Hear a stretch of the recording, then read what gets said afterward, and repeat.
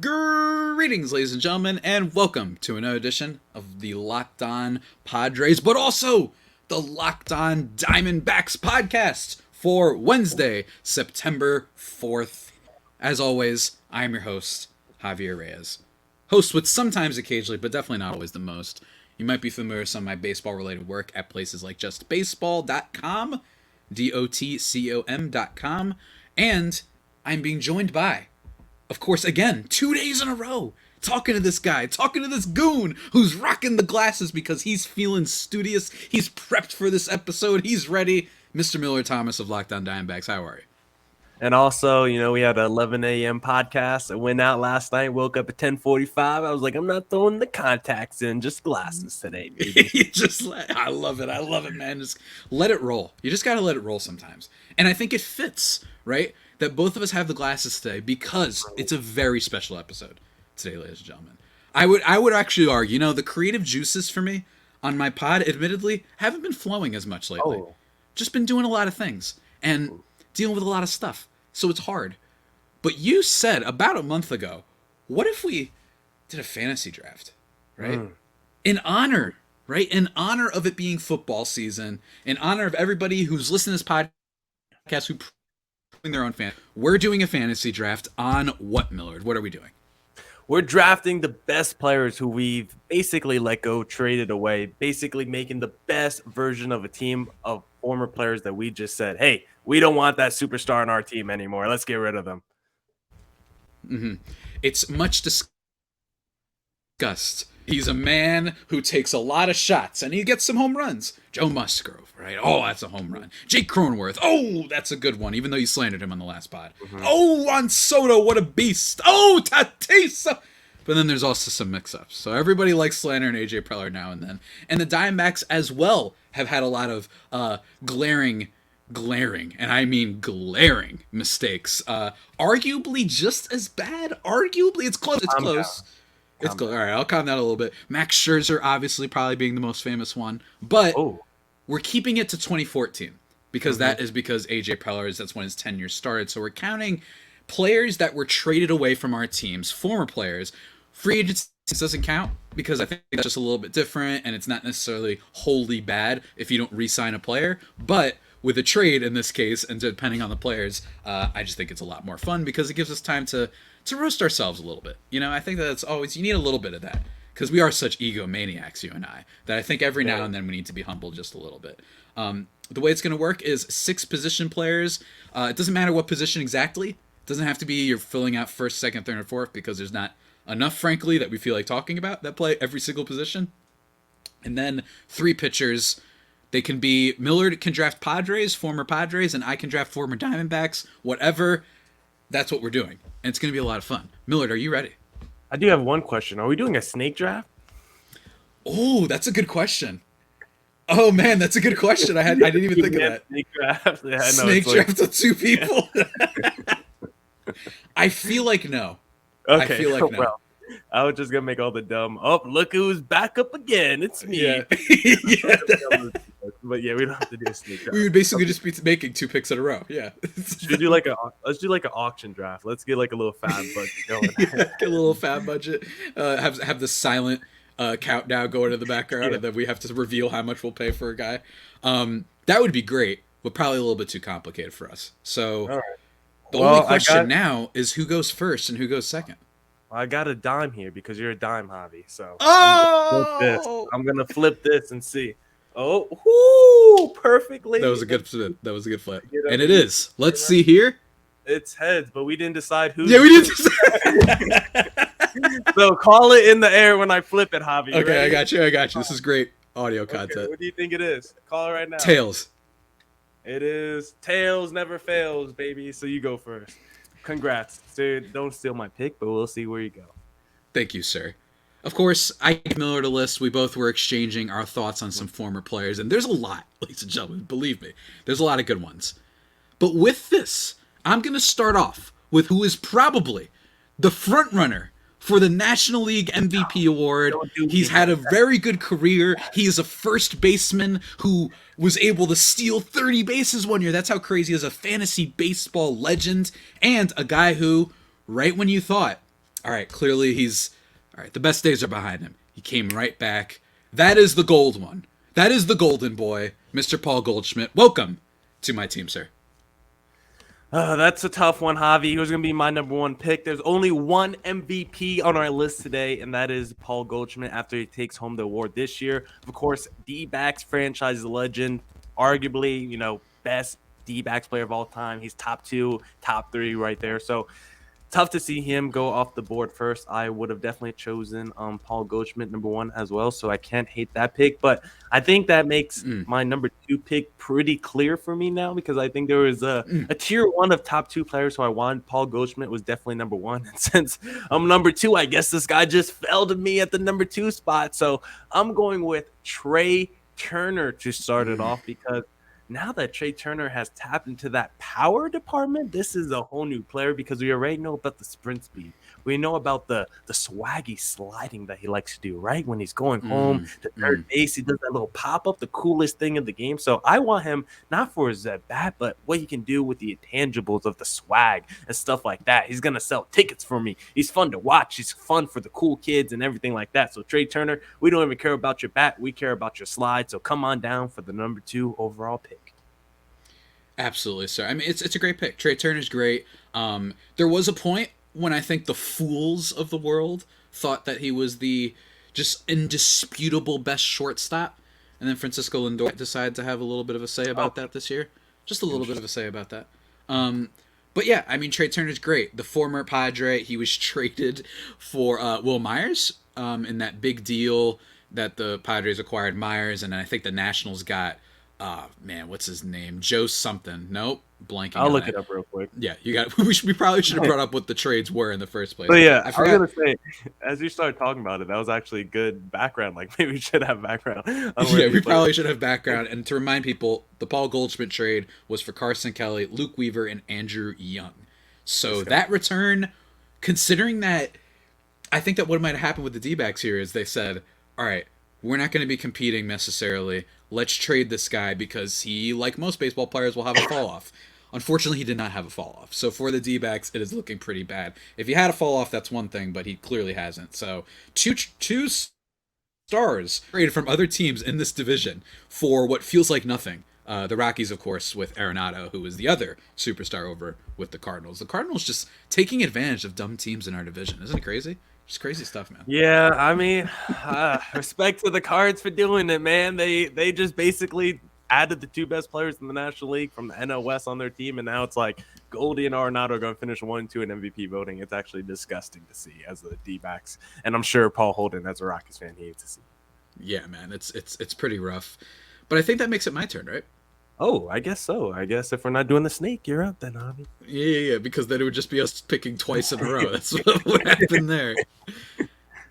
All right, folks. So who are you going? With my next pick, I would, if we were being little cretins, I would pick Luis Castillo, pitcher of the now Seattle Mariners. But we agreed before this that he's just technically not a former Padre. It's close. Let us in the comments if you think this should count. But there was a trade between them and the Marlins from a while back involving Colin Ray, and basically the physicals were really bad on him, so the Marlins complained about it, rightfully, if they didn't get the right thing back. And then the Padres retained Castillo, and then the Marlins the Padres retained Colin Ray, and the Marlins retained Castillo, and the Marlins still ended up trading him away again, which is hilarious, by the way. They had the chance to not trade Luis Castillo twice, but still did it. But if you guys think that technically counts, maybe, but I don't think it does, because he would have had to have been on the Padres to become a former Padre through a trade, so I don't think it counts. It's basically like when Carmelo Anthony got traded to the Hawks for a day. It's like, do you consider him like a Hawk? Yeah, it's like exactly. It's just a fun little footnote to bring up. Yeah. For my next pick, I have to go with, he's not my favorite pitcher in baseball anymore. He was for a little bit. He was, because I loved that he was the Joey Gallo of pitchers. Walk, strikeouts, home runs. That's all this man did. Oh. And the D-backs probably made the right decision at the time of trading him. The problem is that he then figured things out. He became a thick boy. He blew up with the Blue Jays, won the Cy Young. It is my boy, although he's actually genuinely just good now, Robbie Ray. He had a little bit of a fall off to start the season. He was getting absolutely killed by a lot of teams. and it was rough, and everyone said, oh, including myself, small sample size, that's the problem here. But he bounced back in a major, major way, and he's been awesome. The only team he can't pitch against is the Astros. But in fairness, the Astros are good against everybody. So collecting one of my 3 pitchers, Mr. Robbie Ray, want to get him off the board because I got love for the guy. Love that for you, because I definitely didn't want no part of Robbie Ray. Don't want him on my team. So I'm glad you picked him so I wouldn't have to, because there's a couple pitchers I like here more than a Robbie Ray. So I'm going to go with my next selection. I'm also going to go starting pitcher. I'm going to take a better version of Robbie Ray, because he's just flat out a better all-time pitcher in Zach Greinke, who's probably going to make the Hall of Fame one day. Of course, on the biggest contract in D-backs franchise history when he got over a $200 million deal. The D-backs said, I don't want to learn from my mistakes. Madison Bumgarner, come on down. Let's give another veteran pitcher another fat deal so he could do nothing with our team. But Zach Greinke ended up being traded away to the Houston Astros, where he won a World Series. And in return, the D-backs got back Seth Beer, who hasn't done anything except for that walk-off against the San Diego Padres to start the season. JB Bruskakis, who's coming off an injury and basically been injured just through a whole time in the minor league. Same with Corbin Martin. But the fourth guy in that package back for Zach Greinke, because the D-backs got back 3 of the top 5 prospects in the Astros organization: Seth Beer, Corbin Martin, JB Bruskakis. But the fourth guy in that deal, Josh Rojas, who has been fantastic for the D-backs so far, but we're here to talk about Zach Greinke, so I'm taking him with my number 4 overall pick, the second pick of my team. Zach Greinke, future Hall of Famer, Cy Young Award winner, multiple times finishing this top 5 Cy Young voting. I'm absolutely killing this draft to start. You are killing it. I made a mistake. I got fooled by the allure of thick boy Robbie Ray. I was seduced by thick boy Robbie Ray. That's what happened here. And I forgot that, Greinke isn't necessarily great right now. I mean, he's lovely to watch, though, I will say. His little eephus pitch, it's still a blast to watch this guy with his 2 strikeouts a game. It's still chugging along. But you're right. You probably made the better pick there. I got a little bit ahead of myself. But I won't make that same mistake with my next pick, ladies and gentlemen. Let's see if you're going to steal my guy. Before we get into the next pick, ladies and gentlemen, I want to talk to you about betting. Maybe you want to make a bet on what me and Millard are going to say for the next pick, determining the best former Padres and Diamondbacks. Or you're just a regular person who wants to bet on football or the World Series or what have you, and college football is heating up. It just started. Well, guys, betonline.net is your number 1 source for all of those odds and infos and games and stats and blah, blah, blah. All of it. They got it all. And let me tell you, find all the latest football league developments, game matchups, news, and podcasts, including this year's opening week games. That's right, guys. Fastest and easiest way to check on all of your favorite sports and events. Head to the website today or use your mobile device to learn more about the trends in action. BetOnline, where the game starts. Now it's my turn. All right. Now it's my turn, man. It's my turn. I messed up with my first pitcher. It's all right. I messed up with my first pitcher. I'm glad I'm not making that mistake again. I know that we only need 3 pitchers, but I want to solidify it right now. I'm going with my whatever pick this is. I forgot what number this is. My 3rd pick. The 6th overall pick, question mark, 5th overall pick in the draft. I'm going with Max Fried. World Series hero. He was great. Former Padre, and some people might forget that. Yeah, that's right. That's how bad it sometimes has been for the Padres. I was looking up the trade, actually, and it was involved in the Justin Upton deal. Granted, Max Fried was not nearly what he was back then. This is not a trade where you say, oh, we knew he was going to be good. In fact, he was kind of a little bit more of a tertiary piece when they did trade him. And he didn't really become great for a few years, and it took some time. So it's possible that maybe the Braves, being the good organization they are, have him, do what he does, but not do it for another team. Right? We don't always count that, but it's true. But he's been great for them. World Series champion. He was awesome in the playoffs, and he's awesome this year. 2.56 ERA. He doesn't necessarily all the strikeouts in the world that you want, but who cares? He limits the runs, and he's consistent. And I think he's going to be consistent for a good long while, by the way. I like the guy. I think that he can hold up. So that's my pick. Miller, what do you think?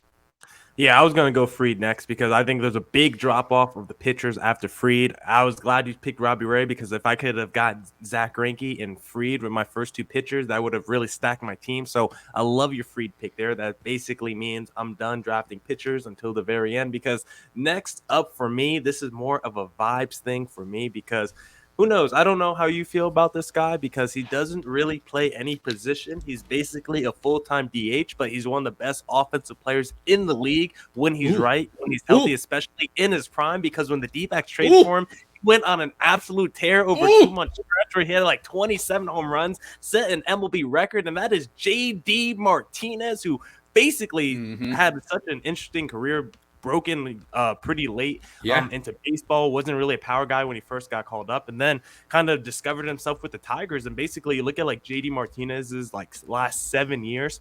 He's been one of the best power hitter sluggers in baseball. Like he's legit like a pure contact hitter, 300 plus average, can hit for power, 30 plus home runs, RBI producer, WRC plus, OPS, basically any offensive stat. The only knock against JD Martinez is he's basically like a Nick Castellanos. You can't play him in the outfield. He has to be your full-time DH. And now that we have the universal DH, it works out. He's played most of his career in the American League. And when he did play in the National League, with the Arizona Diamondbacks, he looked like maybe the best offensive player in the sport at that time. So JD Martinez, I'm going to slide him in at DH. I grew up a Red Sox fan, so I'm huge on the DH with Big Papi. Now we got JD Martinez on our team to be that RBI producer, home run producer in the middle of our lineup. I like it. It's a good player, man. And it's true. I remember when the Red Sox first acquired him, and that was the same season that the Yankees acquired Giancarlo Stanton. And a lot of people were like, well, the Yankees clearly won the offseason. I mean, him and Judge are going to hit 800 home runs. But I remember, I was like, don't sleep on JD Martinez, though. I think JD Martinez, people were still having trouble believing it. They were still having trouble with this guy who, like age 25, 26, maybe 27, who used to be on the Astros, too. He used to be on the Astros, and they never really gave him a shot. Then he goes to Detroit, and everyone's like, where did this come from? And then he does it again, and they're like, okay, that's cute, but he's not going to do it again, right? And he only got better. And even in this kind of past his prime, still a decent player. He can still hit the ball pretty well. So depending on what team you are, you could probably use him. And a World Series legend, I think. I think they won with him, right? Yeah, okay. Yeah. World Series legend, near MVP, if not for Mookie Betts going superhuman that same year. Mm-hmm. Great pick, Miller. Great pick. I love it. Love it. You did great there. I'm going to one-up you. I'm going to one-up you. And I'm going to take the superior of D-backs Martes. And that's Starling Javier Marte. That's right. Maybe you didn't know that. His middle name is Javier. Starling Marte. I think with the exception of Goldschmidt on this list, you could call Starling Marte probably the most consistent overall player that both of our teams have traded in one way since 2014. He's always there. He always plays really solid defense. He's got speed. He's got a hint of power. He's going to hit for average. And later on, especially when he joins the Diamondbacks and then the Marlins and then the A's, he got a lot better at just overall on-base stuff, just walking a little bit more. And he's been great for the Mets this year. He's been great, and it's just there's such a high floor with him that you just kind of know what you're going to get.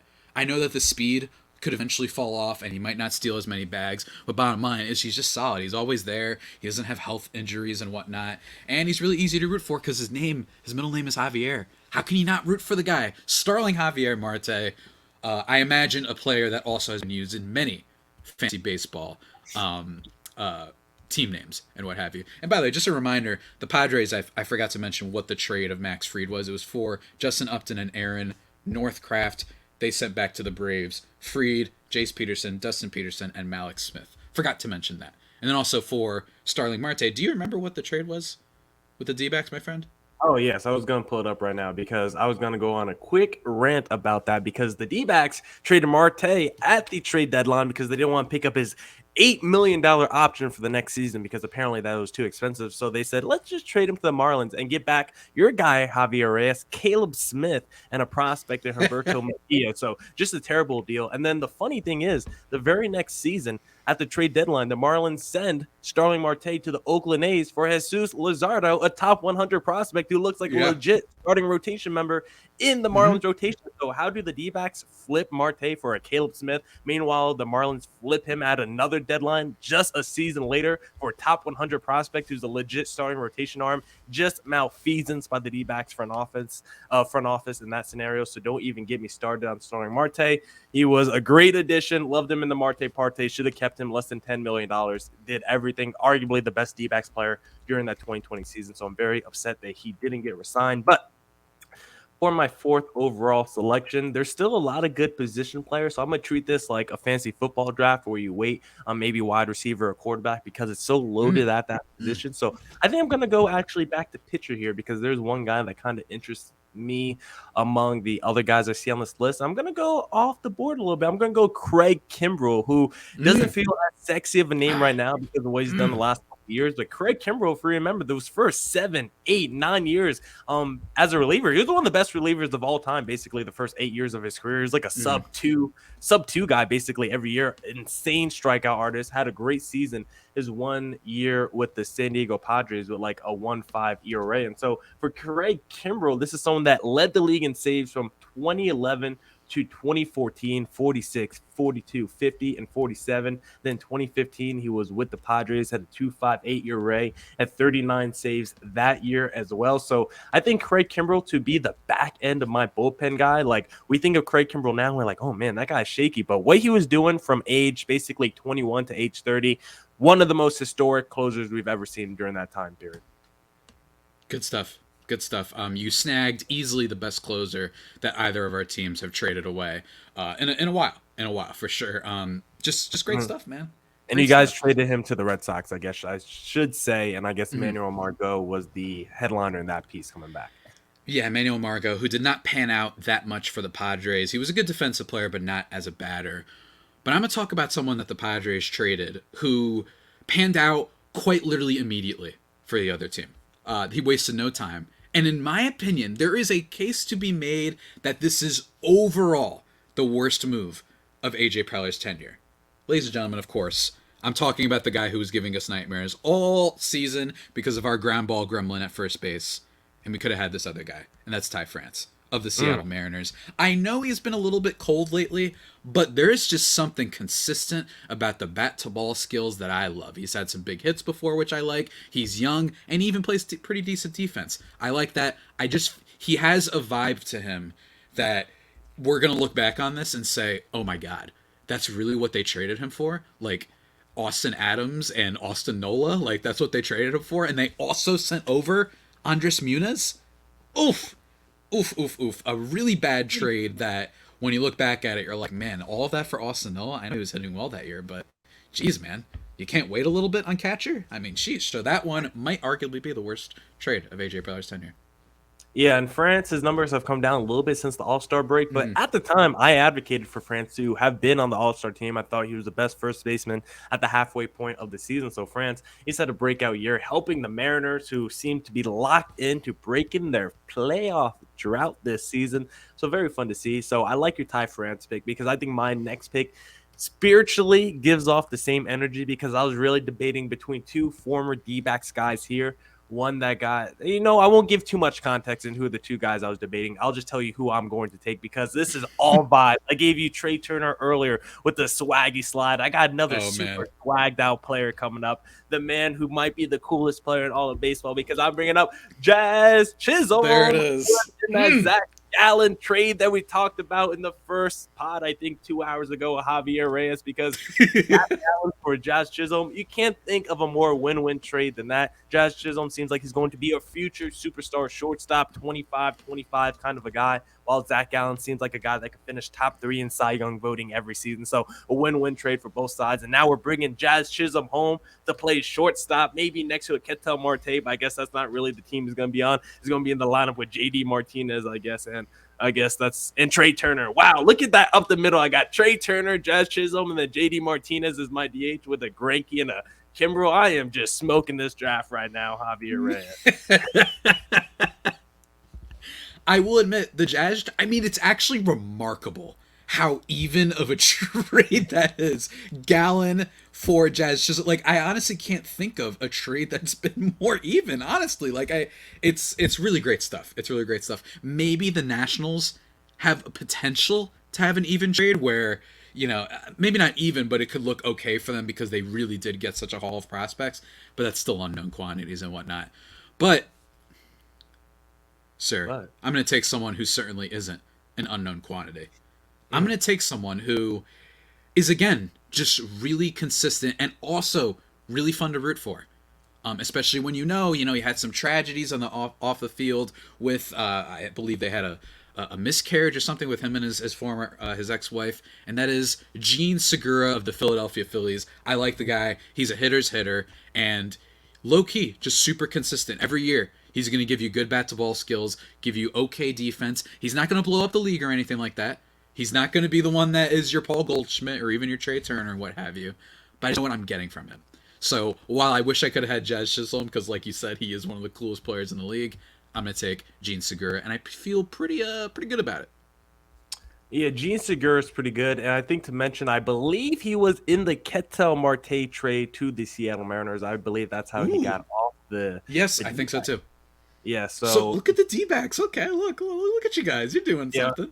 I was going to pull up the trade exactly. Yeah. To the Seattle Mariners and then the D-backs. And they also got back Taijuan Walker, I forget. And also in that deal, it was Mitch Haniger going to the Mariners as well. So very interesting fat trade. I mean, Ketel Marte, Taijuan Walker coming back, and then Mitch Haniger and Gene Segura going to the Mariners. Huge blockbuster trade at that time. So maybe a win-win for both sides as well, because Gene Segura is a good player going there, and then we get Ketel Marte back, and then it's another deal where it's like, oh, Taijuan Walker, future All-Star. Let's just let him walk. Maybe he should have been on this list too among players we let walk in free agency. He could potentially make this list. I might have to add him real quick to the list. Who knows? He might be a sneaky addition. But for my next pick, I won't go Taijuan Walker next, but now that I just thought about him, I might add him at the bottom of this list of players of our player pool here. Yeah. I might think about it. But next on my list, since you went with Gene Segura, I'm also going just killing the infield right now. I'm just slaying the infield, and I think I'm going to go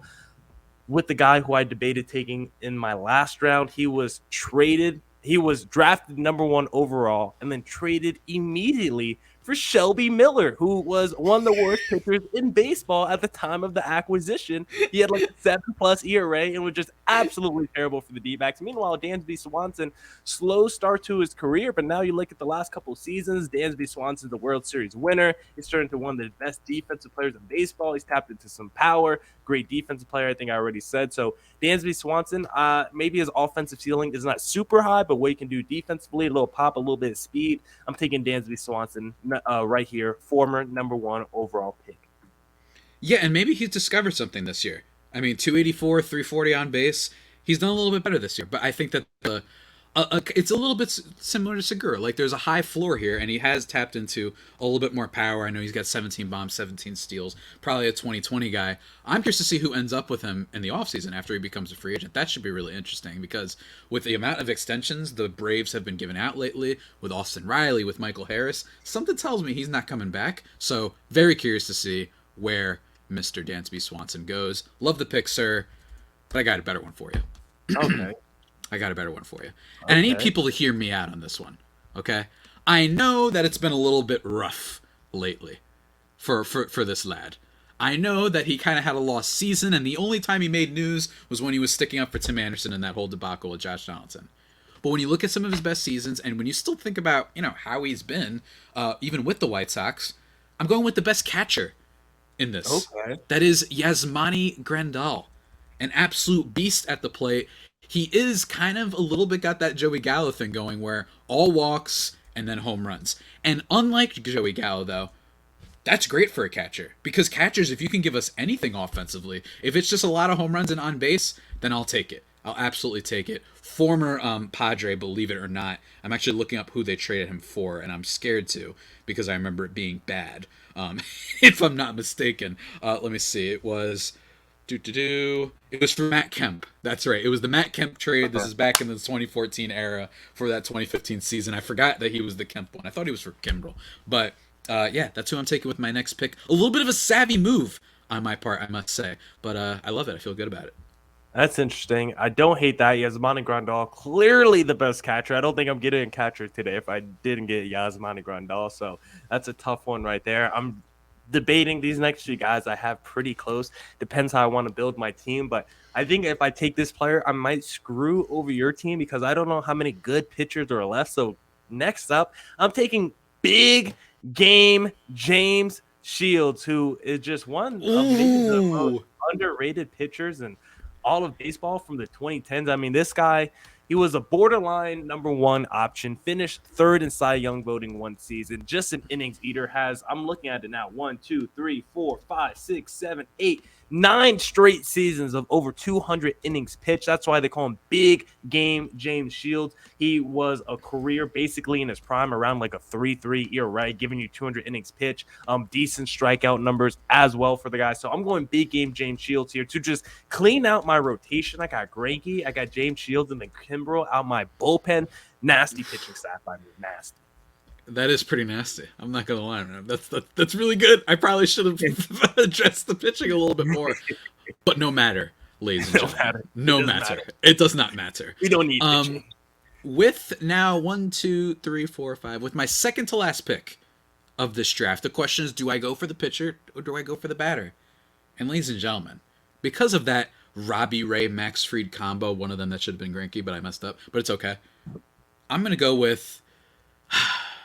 I wanna do.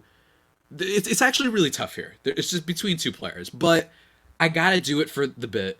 I gotta do it for the fact that the Padres in 2019 got significantly less fun and good after trading him. There's all these nice videos of him talking to kids on the side and whatnot. Randomly got DFA'd by the Cleveland Guardians this year, but has been doing a lot better for Chicago.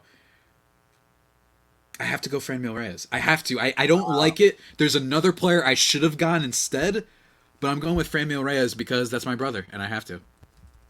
Franmil Reyes, your brother, a big power bat. He's had a pretty interesting career because he's basically been like a DH kind of a guy, big power bat. Basically been, he's got 2 seasons with over 30 home runs. He's been kind of like an underrated player in baseball. It feels like no one wants to like commit to Franmil Reyes. Feels like no one wants to be like, I want this guy to be, the cornerstone, however position he plays for the next 4 years. It feels like he's like just a hop around kind of guy, spend a season or two in an organization, then move on to somewhere else. So I don't know why no one wants to keep Franmil Reyes more long term. I mean, the Guardians, I guess, have had him for a few seasons, but he's been a solid player throughout his major league career, been pretty productive. So I do not hate that pick at all. So that was your second to last pick, because I got 1, 2, 3, 4. I got 4 picks, so I need 2 more position players. Okay, so this is the second to last pick. So next up for me, so that leaves the guy who I want still on the board perfectly, because this is going to really just even out my lineup. Let me make sure I pull up how we traded him away, because this guy is technically a former D-back. I think I mentioned he was in that Ketel Marte trade to the Seattle Mariners along with Gene Segura. Because I'm bringing home a guy who hasn't really done much this season because of injury. But in 2021, he had, in 2021, he had 39 home runs. He had an 804 OPS, finished 20th in MVP voting. In 2018, he was an all-star as well with 26 home runs, at 859 OPS, finished 11th in MVP voting that season. I'm going with Mitch Haniger to fill out my outfield spot. Still I thought he was going to be younger, actually 31 years old, so not super young. But in terms of mileage on his body, he's young because he's been hurt throughout his major league career. So he only has 2 seasons where he's played over 100 games. So guess what? Even though he's 31 years old, Javi, he's going to be fresh coming to my team because he hasn't played a lot of games throughout his major league career. Hey, man, it's good. That's who I was debating about taking. He's excellent. I mean, he's an excellent player, and I think that it's who I taken. I think he's just a home run beast. And yes, the defense isn't always great, but then again, I just took Franmil Reyes, who literally plays DH because of the bad defense. So yes, the defense isn't always great for him. And also, in fairness, not to slander your team a little bit, this is even slander, but just pointing out the negative, is very often injured. So that's one area that could be a place of concern for your team as a whole, because Jazz Chisholm has had some injury issues. Trey Turner in the past had some injury issues. Poke holes in my team right now. Look at this. I'm just throwing it out there. Franmil's always there for you. You know what I mean? But no, it's a great pick. And Mitch Haniger, one of the most underrated guys in the outfield, at least in the American League, because the guy just hits bombs. So I love that pick, sir. And I'm going to close out my draft with the guy who the Padres sent over in the trade for Austin Nola. I don't care if he's not technically a closer. You know why? Because if it wasn't for the fact that the Mariners really like Paul Sewald, he'd be a closer on the Padres right now, probably. And that is Andres Muniz. That's right. They didn't just give up Ty France. They didn't just give him up. They also gave up Andres Muniz, only at 23 years old. And Millard, He's absolutely lighting it up. 2.83 ERA.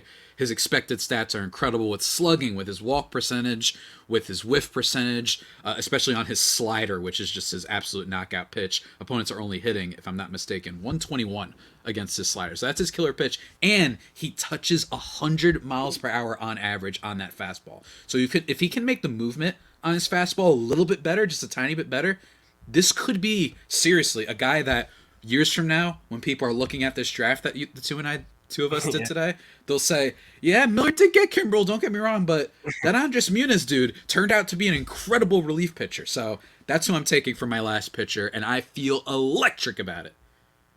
That's interesting. Andres Muniz. We'll see what the people say about that one on Twitter, because to close out my drafts, I could go with the D-backs fan favorite here. I could go David Peralta, freight train, right? That's what the D-backs fans want. That would be the spiritual thing that they want. But that's not where I'm going. I'm going maybe a little bit against the grain because I think he's a rarity with what his skill set could do, because there's not a lot of left-handed power hitting shortstops.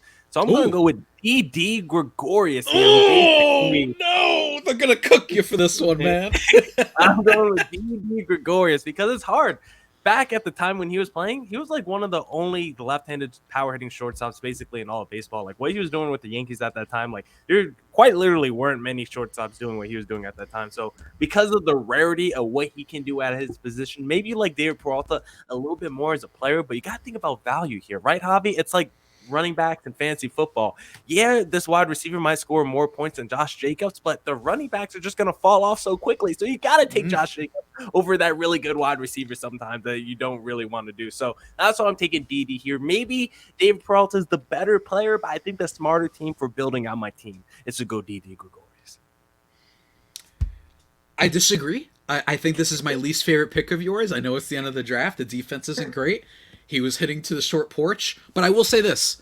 Great vibes pick. I loved watching Didi whenever the Yankees were on. I remember someone that if everyone ever made fun of his post-game tweets when he would use all the emojis and whatnot, they were so adorable. I love them. And everyone tried to figure out, who's that emoji? Oh, it means Brett Gardner. Who's this emoji? He did a little bit for the Phillies too, which was a lot of fun. And I remember some people would be like, oh, look at the grammar issues here. And then people in the comments would like yell at that person and be like, he literally knows 5 languages. Leave him alone. Didi Gregorius is a 5-language king. In terms of just vibes, I love Didi. He was at one point probably one of my favorite current players in baseball just because he's so easy to root for. Great smile, all that stuff, regardless of his actual playing ability. So, Miller, that about does it. Look at our draft. Let's run it through one more time. My 3 pitchers, Robbie Ray, Max Fried, and Andres Muniz. My position players, Paul Goldschmidt, Starling Marte, Gene Segura, Ty France, Yasmani Grandal, and Franmil Reyes. I know that's electric. And Millard, tell me about your team. Yeah, my 3 pitchers, we got Zach Greinke, we got Craig Kimbrell, and we got big game James Shields. And then my position players, my infield is loaded. We got Trey Turner, we got Dansby Swanson, we got Jazz Chisholm, and we got DD Gregorius. And then the outfield, we got Mitch Haniger with JD Martinez as your DH. Tell me about that power and the hitting for average. Now, I would like to give an honorable mention to guys who I really debated with that last pick. I just brought up David Peralta. The other guy I really debated. If you're talking about defense, this is not going to be the guy you want to talk about. But if you're talking about just raw power, Mark Trumbo, he's got a few seasons where 30-plus home runs and an 800-plus OPS. Like, he's not the sexiest guy. But there was a time where I was like, Mark Trumbo's like a pretty underrated player in baseball. Like, if he's going to lead the league in home runs at 47 and have like 800-plus OPS, like, that's value to a team as a DH. Absolutely. My issue with Mark Trumbo, very simple, a first-half king. This guy would never do anything in the second half, even when he was with the Orioles on those good Orioles teams. That dude was a great sight to behold, but I think a lot of Padres fans will get a lot of Hunter Renfroe vibes out of him, just not being able to keep it up for too long. That dude in this first half was always awesome, just never managed to keep it, especially because his defense wasn't all that great. Still, though, in terms of just hitting bombs, love that one. I was debating about Martin Prado. Martin Prado was really fun for the D-backs. Just a solid hitter's hitter. I actually forgot some of his stats and whatnot, but he was fun. I remember he got traded to the Yankees at one point, which was weird. But he was just the definition of kind of like a solid, okay player for a few years there. Not incredible. His peak was probably with Atlanta, but even still counts. And That is basically pretty like good. a super utility, like a Ben Zobrist type, where you Exactly. could play like all over. Exactly. So that's another one I thought of. But let me go back through all the rest of some players that were traded from both of our teams really quickly. From the Padres, players that weren't drafted: Eric Lauer, C.J. Abrams, who might be the first overall pick in a few years, who knows? Zach Eflin, Cal Quantrill, Luis Urias, Steven Souza, Cameron Maben, Will Venable, Manny Margot, Enyel De Los Santos, who's having a great year for the Guardians right now, Andrew Kashner, Fernando Rodney, who I forgot about, Josh Naylor, and then for the Diamondbacks, Brandon Drury, who's currently a Padre, so I couldn't draft the guy again. I mean, come on. David Peralta, Ender Enciarte, Wade Miley, mentioned Martin Prado, mentioned Mark Trumbo, Johan Duran, who's a prospect currently for the Red Sox, then Archie Bradley, and Taijuan Walker. Taijuan Walker going undrafted. Wow. I know, because we didn't think about him at first. We didn't even have him on the list. We brought it until we were looking at the Segura trade. But after looking at it, it's like, you know what? Taijuan Walker was an all-star as soon as he left the D-backs. So maybe he should have been drafted. He was, and he's having a good season this year too. So, yeah, that one might be our biggest miss. Everybody, you got to let us know. But hopefully you all enjoyed this mega draft, this jumbo juicy podcast. Maybe it got you in a fantasy drafting mood. Good luck to everybody with your fantasy drafts. As someone who won and dominated all of his fantasy leagues last year, I have no pressure whatsoever, so I can't relate to people who are going to be nervous about their draft. But still, nonetheless, I hope you guys had fun. Miller, this was a great idea. As always, it's fun having you on the pod, man. Oh, yeah, thank you. And ask Javier Reyes, who won the Locked On MLB fantasy football draft league that we had last year. Among all the Locked On MLB hosts, guess who won, ladies and gentlemen? Locked On Diamondbacks host Miller Thomas. We put no money on the line, but Paul Holden sent me $20 for Chipotle after winning. Thank you, Paul Holden. Host of Locked On Rockies. I will say, for everybody who wants to know how capable of dark magic, apparently, that Miller's just mystic arts, he finished second to last in total points. I finished second in total points, and I didn't even make the playoffs. And this guy weaseled his way into winning that league. I had Kupp, Devontae Adams, and Jamar Chase. That is cracked. That is the most cracked receiving core ever. And I somehow didn't make the playoffs because I just got the worst matchup luck. But anyway, enough about that. Millard, it was a blast. Might even put this out on Twitter, our full rosters and whatnot. Maybe might make a little graphic. I know you're a graphic person, so you might enjoy that. But that all being said, guys, that about does it for today's edition of the Locked On Padres podcast and the Locked On Diamondbacks pod. Remember, everybody, follow us on Twitter at Javapeno, JAVIIPENO, at CreatorThomas24. Locked On Diamondbacks, you'll find it, right? People are smart. At Locked On Diamondbacks. Look it up on the tubes and check it out. Yeah, you'll find it out. You know what I mean? Check the link trees. Yeah, people got it, man. People got it. People are smart. Our listeners are smart. We're famous guys. Yeah, exactly. We're famous, man. With that all being said, everybody, stay safe. And, of course, stay faithful, my Fire Faithful homies and D-backs homies. Take care.